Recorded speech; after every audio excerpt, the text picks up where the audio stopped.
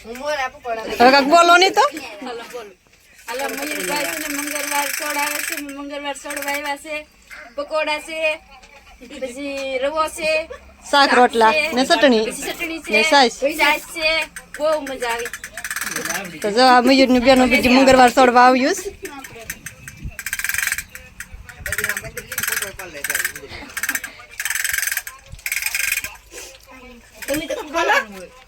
પછી બોલવાનું બોલીએ નિરાજ એકલા એકલા. અમને કઈ બોલતા નહીં આવડતું, હું બોલીએ, ખાતા આવડે. ઓલું બંધ રાખીને વિડીયો ઉતારો ફોટો પાડું ને. તો જો બધાને આજે મેં મંગળવાર સોરવાનું કીધું તો જો બધા બેનો મંગળવાર સોરવા આવી ગયું. જો જમવામાં શું શું બનાવ્યું? પકોડા છે, શાક રોટલા અને ભજીયા,